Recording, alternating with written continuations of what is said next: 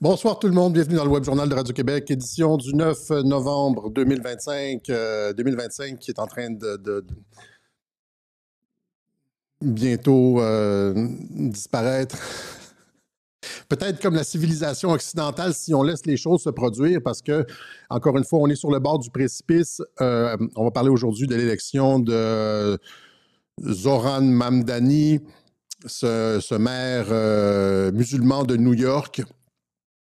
Et donc, on voit le phénomène qui se propage un peu partout après Sadiq Khan à Londres et d'autres maires aux États-Unis.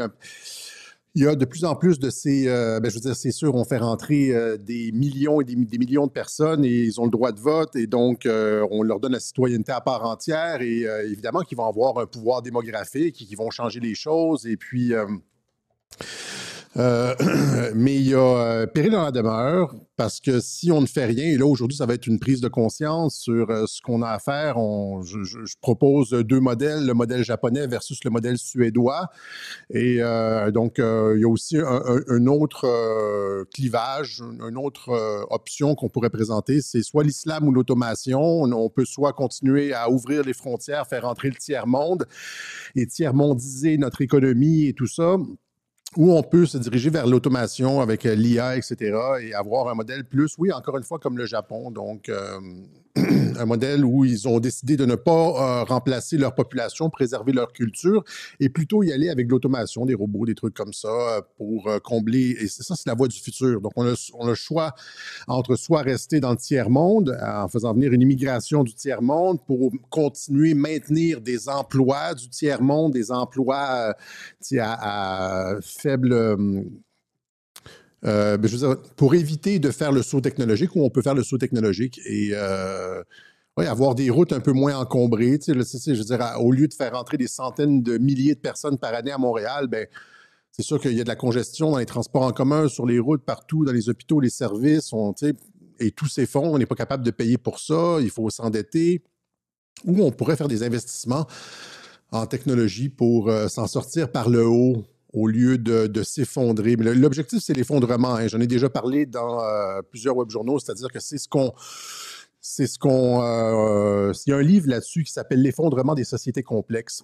J'en avais parlé à un certain moment de ce livre-là, L'effondrement des sociétés complexes. Et là, ce qu'on voit en Occident, c'est justement la complexification de la société. Les mondialistes ne cessent de générer des contradictions, des clivages dans la population, etc. Puis là, les gens disent non, ne tombe pas dans ce piège, Alexis, ils veulent nous diviser. On est déjà divisé. Je veux dire, quand tu écoutes les prêches de certaines personnes aux États-Unis, tu dis, on va pas, il n'y a pas de... Et les gens qui essayent de... On est déjà divisé, faut déjà faire avec. Je pense que la fenêtre égalité-réconciliation est... il y a eu une fenêtre où est-ce que c'était possible. Je l'ai déjà expliqué, c'était possible si on arrêtait l'immigration, si on restait sur le statu quo, on aurait pu trouver comme des terrains d'entente et vivre ensemble et ça aurait été très bien.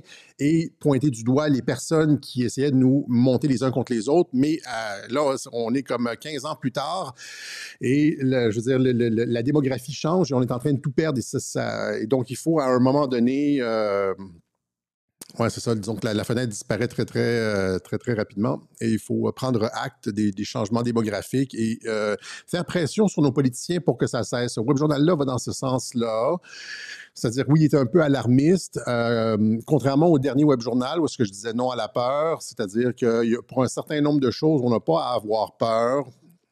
Mais sur d'autres choses, c'est pas qu'il faut avoir peur, c'est qu'il faut il faut agir. C'est fight, fight, fight. Et le fait, comme je le disais dans la dernière croisade, le fait de sauver la civilisation occidentale se fait à intervalles réguliers. Et là, on est dans un moment charnière où il faut agir pour sauver la civilisation occidentale. Sinon, on va avoir des maires musulmans dans toutes nos villes. Et nos enfants n'auront pas de futur. Je veux dire, ils vont, comme ils le disent, si nos enfants vont aller à la mosquée, si c'est ça que vous voulez, bien, il y a plein de partis qui proposent exactement ça. Nous autres, on n'est pas sur cette ligne-là à Radio-Québec. Moi, je n'ai pas envie que mon fils vive là-dedans. Et voilà, donc il faut faire pression sur nos politiciens. Et regardez simplement Pierre Poilievre, son changement de ton sur l'immigration depuis la dernière campagne fédérale. Il était comme, tu sais, vers la fin de la campagne, il a commencé à se bouger les fesses un peu sur l'immigration, mais il n'était pas du tout. Il était sur une ligne un peu trudeauiste. Là. Il courtisait le vote immigrant et puis ça a créé tellement de mécontentement au parti que là, il est comme on va réduire les cibles, on va enlever les visas temporaires et il y a comme une couple de mesures qui allaient dans le bon sens parce qu'on a fait pression sur lui et en ce qui me concerne, c'est le point le plus important. Il y a comme plusieurs points d'achoppement, plusieurs points. Comment on pourrait dire, des Schwerpunkte en allemand en stratégie militaire. Il y a plusieurs pivots, points d'appui ou points de gravité dans l'offensive contre la civilisation occidentale. L'immigration, c'en est un. Le truc climatique, l'attaque sur l'énergie, c'en est une autre. L'attaque sur la distinction homme-femme, c'en est une autre. Mais à mon sens, le plus important, c'est le fondamental, là. C'est l'attaque à travers l'immigration. Puisqu'on on peut plus retourner en arrière. Sur les trucs LGBTQ, tu peux genre, les gens peuvent revenir à leur sens. Genre, tu as été endoctriné à l'école, mais tu peux comme finalement, ouais, c'était une époque bizarre, etc. Même les trucs verts aussi, on voit que c'est en train de disparaître complètement, même si on est à la COP 30. Ils mangent du caviar à la COP 30 pour nous dire de réduire nos émissions. Ça aussi, on peut le changer. C'est en train d'être changé. C'est en train de dégonfler partout. Mais l'immigration, ça va être très dur de changer. Tu sais, à partir du moment où il y a des changements démographiques, puis les gens ont la citoyenneté, c'est très difficile de... Et c'est pour ça que pour moi, c'est le problème principal.